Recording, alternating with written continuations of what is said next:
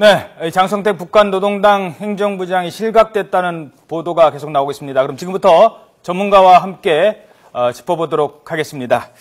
먼저 탈북인 출신이시죠. 김흥광 NK지식연대 대표 나오셨습니다. 안녕하십니까? 예, 안녕하십니까? 예. 그리고 전 국방위원회 위원이신 송영선 전 의원 나오셨습니다. 안녕하십니까? 네, 안녕하세요. 예. 그리고 통일연구원 정영태 선임연구원이십니다. 안녕하십니까? 예, 안녕하세요. 예. 자, 어제부터 이제 계속 혼선을 빚고 있는데요. 과연 이게 실각이냐 아니냐 이 부분에 대한 이제 그 확실한 규정이 좀 있어야 될 것 같습니다. 먼저 짧게 이게 실각인지 아닌지에 대해서 의견을 말씀해 주시죠. 정 박사님께서 말씀해 주시겠습니까? 지금 약 한 달 동안 공식 석상에서 안 나오는 것을 가지고 실각으로 우리가 판단하기에는 좀 무리가 있습니다만은 여러 가지 정황상으로 봤을 때 공식적인 어떤 직위에서 좀 물러난 것이 아닌가 하는 정도로 추정을 해볼 수가 있습니다. 예. 네, 송 의원님은 어떻게 보십니까? 뭐 숙청까지 얘기했는데 그건 말도 안 되는 얘기고. 예. 제가 볼 때는 김정은이가 뭐 배경은 나중에 다시 설명을 하더라도 길들이기 북한 리더십 중에 하나가 뭐냐면 교화해서 충성심을 더 키워가 다시 데려와가 쓰는 경우가 있는데 조금 뒤처럼 물려가지고 저 박봉주처럼 순천 연합 난론 연합소 지배인 정도로 보내지 않았나 이렇게 생각합니다. 알겠습니다. 실각이긴 맞다라고 보시는 거예요. 네, 김 대표님은 어떻게 보십니까? 네, 어제 보도 이후에 저희가 즉각 저희 북한 내 협조자들한테 확인을 들어갔는데요. 이하용, 장수길 처형 사건에 대해서는 아는 사람들이 많았고 확인이 제보되는데요. 장성택에 대해서는 아직 잘 모르고 있는 것이 사실입니다. 그러니까 두 사람이 처형된 거, 왼팔 오른팔이 잘린 거는 아는데 본인이 어떻게 됐는지는 아직 모른다. 그건 전혀 알겠습니다. 자, 그럼 지금부터 하나하나 짚어보도록 하겠습니다. 먼저 북한 권력의 실세라고 불렸던 장성택, 그는 어떤 인물인지부터 알아보도록 하죠. 자, 장미정 앵커. 장성택이 누구인지 조사를 하셨죠? 장성택에 대해서 좀 설명을 해주시죠. 네, 설명해 드리겠습니다. 자, 올해 만으로 67살인 장성택은 이 북한 최고의 지도기관이죠. 국방위원회 부위원장을 맡고 있었습니다. 김정일의 하나뿐인 여동생 김경희의 남편이기도 한데요. 네. 김정일 종합대학 시절 김경희와 연애를 했는데 아버지 김일성의 반대로 강제 전학당하는 시련까지 겪었습니다. 하지만 이 처남 김정일의 도움으로 결혼까지 성공했습니다. 이후 김정일 생존 당시 후계자 경쟁 과정에서 김정은을 지지하면서 김정은 정권의 후견인으로 인식되어 왔습니다. 네, 정치적으로는 친중국 성향의 온건파이고요. 경제적으로는 개혁 개방파입니다. 신의주 행정특구를 직접 챙기면서 북한의 경제 개방 정책을 주도해왔고요. 남북 경협에도 큰 관심을 보인 것으로 알려지고 있습니다. 네, 최근의 주요 활동들 살펴보겠습니다. 지난 7월에는요, 리위안 차오 중국 국가부주석이 북한을 방문해서 김 위원장을 접견할 때 함께 배석했던 것으로 알려지고 있고요. 또 지난달 6일에는요, 일본의 이노키 참의원과 면담하기도 했습니다. 이때가 마지막 공개 활동으로 알려지고 있는데요. 지금까지 불과 한 달이 지났습니다. 그 사이 북한 안에서는 어떤 일이 있었던 걸까요?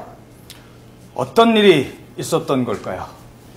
네. 자, 그럼 이제 장성택에서 공식적인 거는 이제 정리를 했으니까요. 이제 국민들이 더 알고 싶은 내용. 도대체 권력자의 공업을 한 어떤 자리이고, 장성택의 국민들이 평소에 몰랐던 실제적인 성격, 이런 것들에 대해서 좀 얘기를 좀 해보도록 하죠. 정 박사님이 알고 계신 장성택은 어떤 인물입니까?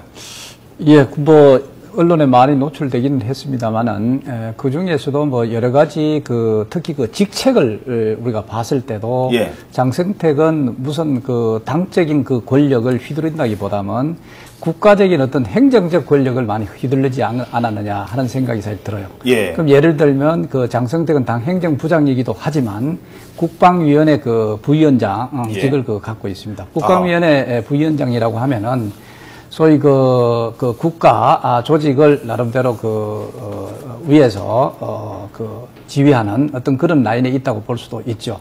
그 다음에 그것하고도 관련해 장성택은 비교적 좀 합리적이고 그리고 또 현실적인 그런 측면이 있다. 합리적인. 예를 들어서 경제 개혁이라든가 개방이라든가 이런 것을 대놓고는 하진 않지만 자기가 나름대로 했던 경험이라든가 이런 거 봤을 때는 그쪽을 주도적으로 좀 추진하고자 하는 그런 인물이라고 볼 수도 있습니다. 알겠습니다. 네. 송 의원님께서 알고 계시는 장성택은 어떤 정보가 있으십니까?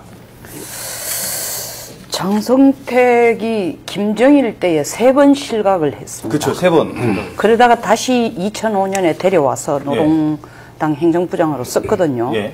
그래서 뭐 결론부터 말하면 저는 아주 장성택이가 사라진 인물은 절대로 아니다라고 생각합니다.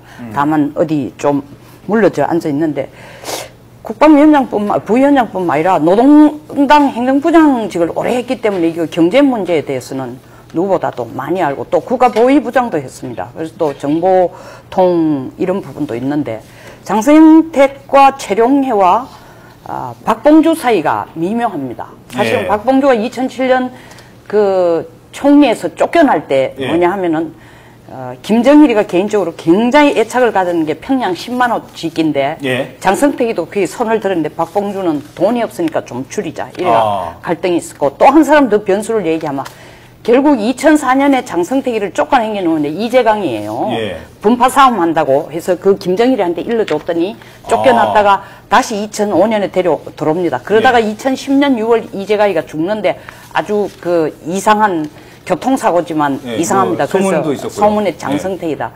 유일한 지금 비슷한 패턴이 최용해한테 장성해가 지금 당하는 게 아닌가 싶은 느낌이 드네요. 예, 알겠습니다. 자, 그런가 하면은 일단 뭐 북한에 살고 있는 그 고모부라는 자리에 그 장성택은 어떤 인물입니까? 고모부라고 하는 자리는 뭐 사실 우리처럼 대단히 그 어떤 의미가 아주 큰 그런 자리는 아닙니다. 일단 김경희라고 하는 그 인물 자체는 뭐 김일성의 딸이고 또 김정일의 누이 동생이기도 하고 지금 또 정훈이 고모이기도 하지만은 그 고모 자리에 그 고모부 자리에 있다라는 것만 가지고는 안 되죠. 그만큼 그 사람은 대단히 그 총명하고 그리고 또 정서적으로 상당히 좀 풍부한 그런 정서가 있는 걸로 알고 있고요. 대학 때 김일성 종합대학의 그 예술 소조들을 예술 활동을 총괄했던 그런 정도. 그리고 청년동맹을 이끌면서 조직적 수완과 그런 리더십이 뛰어난 사람으로인다. 근데 여기서 지금 한 가지 좀 많이 틀리게 알려진 거 있는데요. 이 장성택은 지금 청진 출신으로 돼 있죠. 아니, 이 사람은요, 강원도 그 천내군의 출신입니다. 그래서 이 김일성이 왜 이 사람 반대했느냐, 그 사이로 맞는 걸, 이거 왜 반대했냐. 이게 천내가, 이게 예전에는 함경도였거든요. 함경남도 천내였어요. 그래서 이게 함경도 놈이라고 김일성이 반대했어요. 사람 자체가 나빠서가 아니고, 원래 김일성은 함경도 사람들에 대해서 대단히 반감이 굉장하대요. 오기섭 때부터 시작해서. 근데 이제 이게 천내라고 강원도라고. 잠시만요. 그러니까 그 얘기를 기왕하신 함경도 사람이기 때문에 김일성이 반대를 했다는 거는 그거는 자기의 딸 김경희와 결혼을 반대했다는 결혼을 결혼할 때. 근데 그 결혼을 반대해서 김일성 종합대학 잘 다니는 학생을 여기 어디 멀리로 떠나 보내고 그랬을 때 김정일 그러니까 오빠가 좀 도와줬다. 중재했죠. 그때 결혼할 때 김경희와 장성택이 결혼할 때 그 알려진 사연 좀 조금만 더 얘기를 먼저 해주시겠습니까? 일단 그 김경희는 같은 그 김성종합대학 둘 다 정책인지학부 다녔으니까 그 예술 소조 활동에서 그 굉장한 예술 합창단 그리고 각종 소품들 다 지휘하는 이 장성택에 완전히 반했습니다. 그게 또 언변가 잘났잖아요. 반해가지고 졸졸 따라다닌 거죠. 졸졸 따라다녔군요. 따라다녔죠. 이것을 이제 아버지한테 보고됩니다. 출신이 어디야 하니까 이게 천내다. 그러니까 천내 그 함경도 아니니까 함경도 사람이다 하니까 이게 벌써 트러블이 생긴 거예요. 안 된다. 치라. 그래서 이제 원산에 있는 이 농업대에 갑니다. 그래서 권력을 파견됩니다. 그런데 뭐 사실 우겼죠. 김정일이 아버지한테 설득한 거는 아니 과거는 어떻든지 간에 이 사람은 강원도 사람이라고 이제 우겼죠. 알겠습니다. 뭐 송 의원님 좀 더 보태실 말씀 있으십니까? 권한을 통해서 권력을 얻었던 장성택과 관련돼서. 뭐 사실은 산호청에서의 아주 큰 역할을 했죠. 그리고 또 만경학파들 끌고 가는 데에서 나름대로의 역할을 크게 했죠. 만경학파라는 게 아버지 세대, 빨치산 세대들, 걸 모르는 혁명가들 자손들이 이래가는 안 되겠다. 이래 머리에 먹물이라도 좀 넣어야 되겠다. 이래서 모인 현영철 현영애, 오진우, 뭐, 이런, 지금, 김양근, 김기남, 전부 그 만경합합니다. 거기에 그걸 끌어서 사실 김정일 파워 만드는데 역할도 해줬고, 예. 또 산호청에서 사회주의 노동 그 청년연맹에 위원장으로 자기가 제일 아끼던 문경덕이를 거기 심습니다. 문경덕이가 8년 하고 난 뒤에 그 다음에 키워준 사람이 누구냐 하면은 최룡해예요. 예. 최룡해가 그 다음에 산호청 위원장을 합니다. 그때의 산호청 위원장 한 경험을 가지고 이번에 최룡해가 사실은 김정은의 쪽에도 갖다 붙지는 않습니다. 예. 자, 그러면 지금 장성택은 어디 있을까? 뭐 이런 부분에서는 아직 확실하게 정해지지 않았으니까 그 질문은 이제 넘어가기로 하고요. 저희들이 김경희와, 그러니까 고모와 고모부의 관계입니다. 일단 실각을 한다고 하면 그래도 남편 아닙니까? 그러면 남편인데 좀 말리지 않았을까? 좀 조카한테 찾아가서 너네 고모부에 대해서 좀 하지 않았을까라는 게 일반적인 시각인데 정 박사님이 잠시 이제 제 말을 듣고 웃고 계신데 왜 웃는지 좀 말씀을 해주시죠. 네. 이 사실 그 남녀 간의 관계라고 하면은 우리 한국 사회에도 그 황혼 이혼이 많이 있습니다. 그 왜 그럴까요? 그 부부인데 오랫동안 살았는데 어떻게 이혼이 가능합니까? 그만큼 남녀 간의 그 부부 관계에 있어서도 그것은 그 나름대로 차이는 크다 이렇게 볼 수도 있고요. 또 김경희하고 장성택과의 관계는 그 어쩔 수 없이 유지되는 그런 관계라고 볼 수도 사실 있습니다. 어쩔 수 없이. 왜냐하면은 장성택이가 그만큼 사고를 많이 쳤다고 볼 수 있죠. 사고라 하면 뭐 흔히 말하는 내가 지금 벌써 잘 아시다시피 뭐 바람 피는 그거는 뭐 내부적으로 여러 가지 일화로 흐르고는 있긴 있지만 뭐 그건 흔히 하는 것이라고 웃겨 넘길 수도 있고 그러나 어떻든 이제 장성택이 잘 아시다시피 뭐 벌써 철칙도 한 번 당했고 그렇죠. 그래서 다시 또 부상을 했고 등등 이런 것을 다 경험을 했습니다. 자, 이런 과정에서도 보면은 그는 어디까지나 소위 그 김정일이라고 하는 소위 오빠가 있습니다. 오빠의 경우는 항상 이 이혼이라든가 뭐 이런 것을 사실 막는 것이 일반적인 우리의 미덕이라고 볼 수도 있겠죠. 그럼 지금 없는 상황에서는 나름대로 그런 어떤 차이라든가 그런 서로의 어떤 미움이라든가 이런 것이 오히려 더 분출할 가능성 이런 건 항상 있다.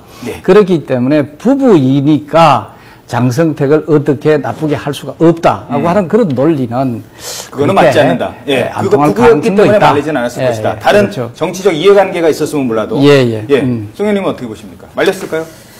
김경희가 사실 알코올 중독으로 고생을 지금 뭐 좀 나았다 하는데도 엄청나게 고생을 했죠. 김경희가 알코올 중독? 94년 아버지 돌아가실 때 장례식에 나타나고 공식적으로 나타난 게 대장 칭호를 줄 때 TV에 처음으로 나타났습니다. 2010년 9월 27일 날. 그런데 뭐 그 사이에 거의 죽었다 했는데 보니까 죽지는 않았는데 지금 뭐 몸무게가 40kg 정도밖에 안 되니까 정말 많이 고생해서 또 둘 사이에 있는 외동딸도 죽었지 않습니까? 그렇죠. 그러니까 뭐 엄밀하게만 해서 이거는 사랑하는 부부로 살기보다는 정치적인 그런 연대로서 정치적인 동지로 실제로 사는데 김정은의 경우에는 저는 김경희와 장성택은 따로 등급을 달리 본다고 생각합니다. 왜냐하면 대장 칭호를 줄 때도 김경희를 제일 먼저 주고 그 다음에 김정은 그 다음에 장성택이 순으로 줬습니다. 그래서 지금 당 서열도 보면 경희가 장성택보다 상당히 위쪽이에요. 그러니까 이 김경희가 그런 얘기를 어드바이스를 했다는데도 끌고 나갔다는 것은 자, 그러면 또 하나 궁금한 거는 이제 장성택은 그 오뚜기처럼 삼전 사기했던 장성택이 다시 복귀할 수 있을까 하는 부분입니다. 장성택이 어떤 인물이었는지 그동안 권좌에 올랐다 떨어지는 등 나락을 겪었는데 그 부분에 대해서 저희 장민정 앵커가 또 정리를 했습니다. 자, 장민정 앵커. 그동안의 인생 역정이 좀 나와 있네요. 설명 좀 해주시죠. 네, 장성택의 인생 굴곡 그래프 준비했습니다. 자, 언뜻 봐도 참 굴곡이 많죠. 그래서 이 오뚜기란 별명이 붙었지 않았을까 싶은데요. 하나하나 설명드리도록 하겠습니다. 먼저 1972년을 보시죠. 장성택은 이 김경희와 결혼하면서 연애를 하면서 결혼에 골인하면서 출세가도를 달리기 시작했습니다. 그리고 1970년대 중반 음주가무를 즐겼습니다, 이 사람이. 그래서 이런 이유로 강선제철소에서 강제 노역을 하는 실현을 겪기도 했는데요. 하지만 85년 보시죠. 다시 재기에 성공했습니다. 당으로 들어와서 조직 지도부 제1부부장까지 오르는 등 승승장구를 했고요. 하지만 2004년에 종파 행위로 수천을 당했습니다. 돌연 수청을 당했는데요. 겉으로는 권력 욕에 의한 종파 행위다, 호화 결혼식에 참석해서 파벌을 만들었다, 이런 이유가 있었는데요. 김정일의 견제가 진짜 이유였다는 분석이 더 많습니다. 자, 다음 보시죠. 2007년입니다. 3년 만에 노동당 행정부장으로 다시 복귀를 했는데요. 특히 2008년에는 김정일이 뇌졸중으로 쓰러지면서 실질적인 권력 2인자로 부상을 했습니다. 그리고 2013년 다시 한번 실각설이 흘러나오고 있는데요. 그동안 이렇게 여러 차례 정치적 부침을 겪으면서도 재계에 성공해왔기 때문에 언제든 재개할 수 있지 않을까, 이런 가능성이 조심스럽게 흘러나오고 있습니다. 예, 알겠습니다. 자, 그러니까 지금 정리를 해주신 것처럼 지금 뭐 인생의 부침이 좀 많은 것 같은데, 김 대표님께 질문드리겠습니다. 장성택 다시 살아날 가능성 있습니까? 일단은 실각되었는가라고 하는 것이, 예, 그게 일단 확인돼야 되는 거고, 실각될 수 있는 가능성이 크다라고 지금 국정원도 이야기했거든요. 예. 좀 확인해야 됩니다. 만약 실각됐다라고 하면 누구와의 파워 게임에서 패했느냐, 이게 중요하죠. 그러면 이제 우리가 지금 첫 번째로 꼽는 게 아마 최용해 아닙니까? 예, 최용해. 아니면 예. 그 독재자 김정은 직접 자기의 어떤 영도 체계를 더 유일 영도 체계를 더 확고히 하기 위해서 쳤을 수도 있고요. 예. 근데 사실 이제 저게 뭐 자천되고 승진된 역사가 나오지만은 2002년에 장성택이 사실은 최용해 때문에 이 파천된 겁니다. 최용해가 너무 이제 그 진탕만탕 그 호화호색 그 생활을 했거든요. 그때 예. 직속 상관이 누구였냐면 바로 이 장성택이었어요. 그때는 직속 상관이었어요? 직속 상관이었죠. 예. 예. 그 사람 때문에 이 사람이 같이 파천된 거죠. 예. 근데 지금 나중에 또 장성택 위해서 그 최용해가 복귀됩니다. 물론 예. 뭐 지도자, 통치자의 어떤 시혜가 있었겠죠. 예. 예. 오늘날에 와서 둘이 싸워가지고 결국은 패했다. 이건 좀 두고 봐야 될 그런 문제가 좀 있는 것 같습니다. 예. 어떻게 보십니까? 예. 저는 지금 구도가 마치 장성택이가 이재가이하고 이 권력 싸움을 많이 했어요. 예. 이재가이가 조직 제1부부장 할 때. 예. 처형당한 이재강. 예. 처형이 아닙니다. 교통사고로 죽었대요. 예, 그게 굉장히 미묘한 거예요. 그때 리용철하고 이재강이가 같이 2010년에 4월, 6월 각각 죽습니다. 그렇죠. 이제 김정일이가 아프고 누워있을 때니까 장성택의 파워의 시대가 온 거죠. 근데 장성택이가 이재강한테 했던 것을 아까 우리 김 대표가 말씀하신 것처럼 최용해는 자기가 키워준 새끼거든요. 86년에서 이후부터 산호청 위원장을 만들어준 게 누구냐면은 장성택이가 최룡해를 만들어줬어요. 키워줬는데 최룡해가 김정은 시대에 들어오면서 1차로 자기가 재미를 본 게 뭐냐면 이용호 내 보내라.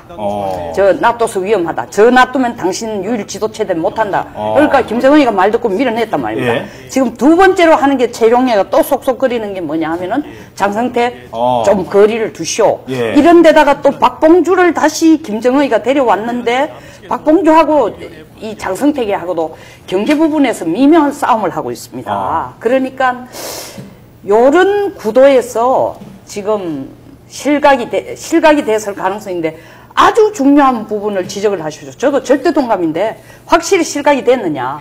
누구와의 파워 게임인데 김정은 혼자의 생각이냐 아니면 옆에서 제가 방금 말씀드린 이런 사람들이 같이 모함을 해가 김정은이 동조를 해서 한 거냐. 예. 그 부분이 파악이 되지 않고는 좀 그 다음 얘기를 끌어가기에는 가정의 근거를 둔 거예요. 알겠습니다. 예. 자, 짧게 또 가야겠네요. 네. 또 하나 지금 관심거리는 이제 계속 그 옛날에 운구차 7인방 얘기를 안 할 수가 없는데요.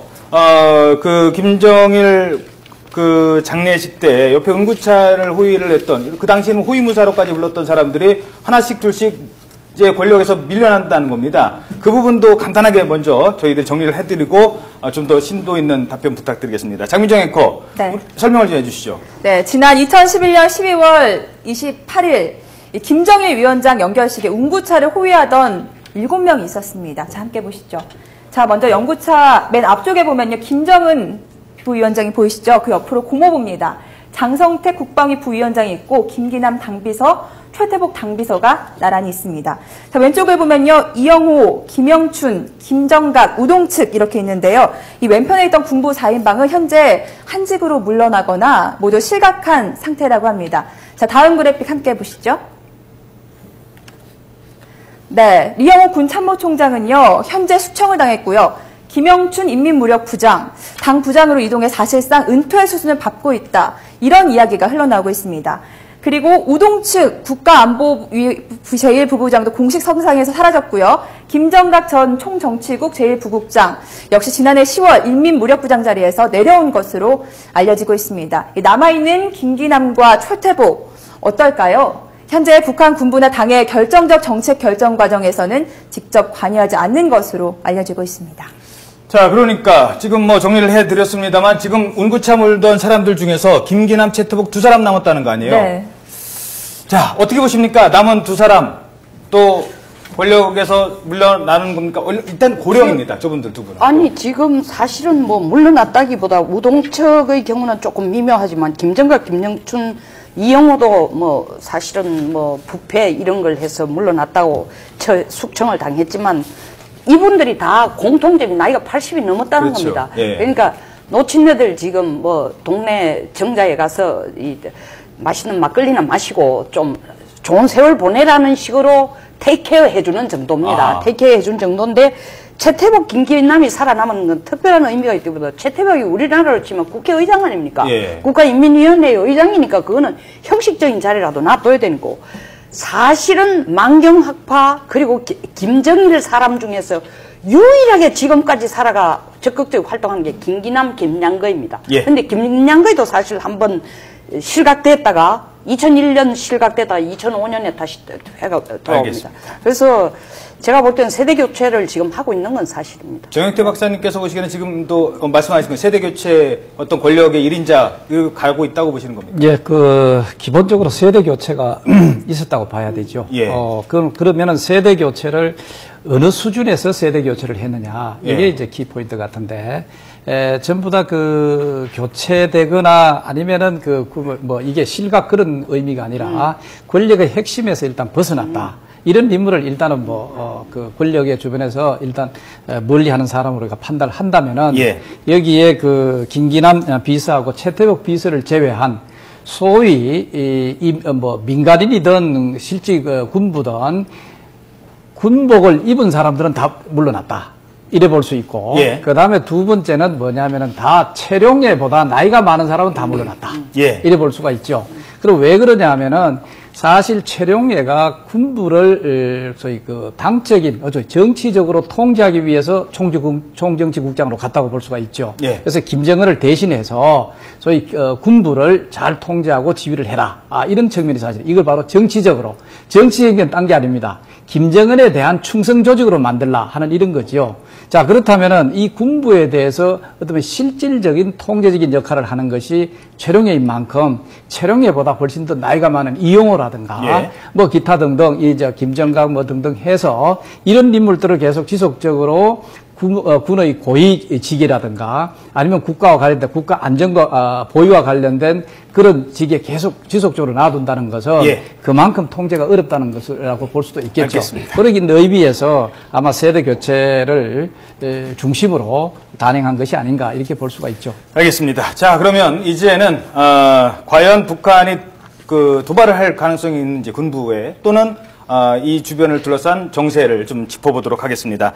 먼저 미국의 움직임인데요. 주변국 움직임 중에서 미국 움직임은 워싱턴 특파원 연결되어 있습니다. 연결해서 살펴보겠습니다. 구체적인 언급은 지금 현재 미국 정부는 없습니다. 신중한 반응을 보이고 있습니다만 앞으로 이 상황을 계속 주시할 것 같습니다. 자, 통일 외교 전문 기자로서 현재 워싱턴 특파원으로 가 있는 왕선택 기자 연결하겠습니다. 자, 왕선택 특파원.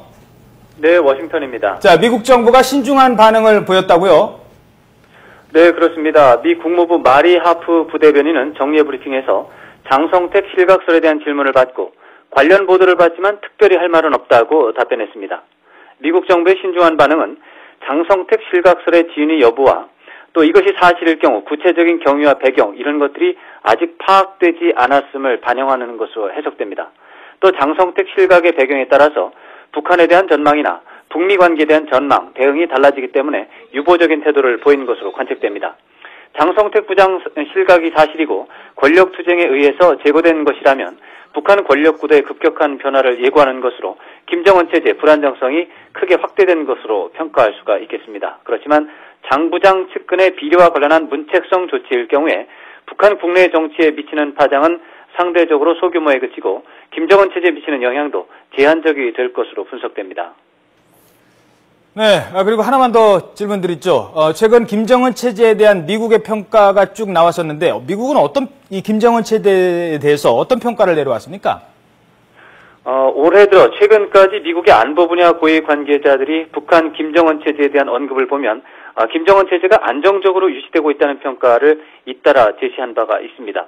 이에 따라서 단기적으로는 북한의 격변이 발생할 가능성보다는 안정성이 유지될 가능성이 크다는 분석이 우세할 것으로 현재로서는 관측이 됩니다. 그리고 앞으로 상당 기간, 예를 들어서 내년 4월 초까지 북한의 정치적인 변고가 발생하지 않을 경우 이것은 김정은 노동당 제일비서의 권력 장악 수준이 강고하다는 것을 보여주는 바로미터가 될 것으로 보입니다. 그렇지만 장성택 부장과 같은 측근을 실각시키는 상황은 김정은 체제 내부의 충성 경쟁을 가식적이고 왜곡적으로 만들 수가 있기 때문에 장기적으로는 체제 불안 요소로 작용할 가능성이 큽니다. 장성택 실각설은 북한 김정은 체제 내구성을 시험하는 사례가 될 수 있다는 점에서 미국 정부는 특단의 관심을 갖고 지켜볼 것으로 보입니다. 예, 알겠습니다. 지금까지 워싱턴의 왕선택 특파원이었습니다. 수고하셨습니다. 자, 그러면 세 분께 한 번씩 이제 말씀을 해주시죠. 어떻게 전망하십니까? 앞으로 북한의 도발 가능성과 주변국가의 정세. 먼저 정 박사님께서 말씀해 주셨습니까? 저는 이것이 이제 장성택 실각이 사실일 경우에 이것은 김정은 체제로의 그 유일 지배 체제로의 그것을 공고하는 과정이다 이렇게 볼 수가 있습니다. 그러면 지금 내부적으로 상당히 강경 정책을 쓰고 있다고 볼 수가 있죠.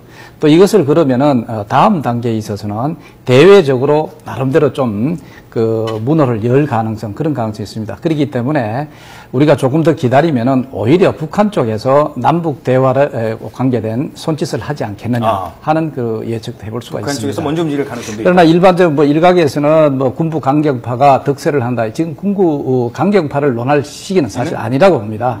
지금은 당을 중심으로 해서 김정은 유일 지배 체제를 만드는 과정이라고 보기 때문에 이런 내부 다지기입니다. 자, 그럼 내부 다지기가 나름대로 성공하게 되면 그 다음부터는 대외적으로 나름대로 협력이라든가 관계 개선이라든가 이런 것이 뒤따를 가능성이 더 크지 않겠느냐. 알겠습니다. 송 의원님 어떻게 보십니까? 북한 도발이라는 것은 자기들 필요에 의해서 언제든지 이유를 만들어가지고 명분 만들어 하는 거니까 특별히 이 사건 때문에 도발할 것이다. 그건 아니에요. 그건 아니다. 그러나 언제든지 도발은 있을 수 있으니까 우리 국방부 입장에 군사적으로는 만반의 준비를 하고 항상 대비태세를 갖추는 그거는 절대적으로 필요한 거고 방금 지적한 것처럼 제일 큰 거는 이 목적은 북쪽에서는 이건 내부 다지기 목표로 쓰고 있기 때문에 우리가 필요 이상으로 과장된 당장 북한에 붕괴가 되는 것처럼 난리를 치거나 이런 것보다는 우리 나름대로의 어떤 국가가 시나리오를 한두 개 정도로 만들어가 거기에 대한 대응 조치를 차곡차곡 해가고 개성공단 같은 건 그대로 지금 3통 계속 빨리 추진하고 가고 알겠습니다. 어떻게 보십니까? 이번 사건을 통해서 우리는 북한의 2인자의 결정적인 힘빼기 내지는 실각이 예견된 사건이었다는 것을 우리는 알 수 있습니다. 이번 사건이 사실로 드러나든지 아니라고 하더라도 언젠가는 한번 장성택이 결정적인 실각 내지는 힘빼기가 있을 것입니다. 우리 정부는 이번 기회에 공연히 북한이 어떤 있을 수 있는 것들이 예견된 행동이라 하면 공연히 적극적인 군사적 대응 도발, 억제 이런 걸 너무 과장해서 너무 과하게 할 필요는 없습니다. 주도 세밀하게 지켜보고 필요한 대응을 말없이 빈틈없이 해가면 되는 것이죠. 그렇게 생각합니다. 자, 우리의 대응이 어떤지 그 말씀을 하셨는데요. 지금 애기봉에 저희 리포터가 지금 나가 있거든요. 그 상황을 잠시 뒤에 알아보도록 하겠습니다.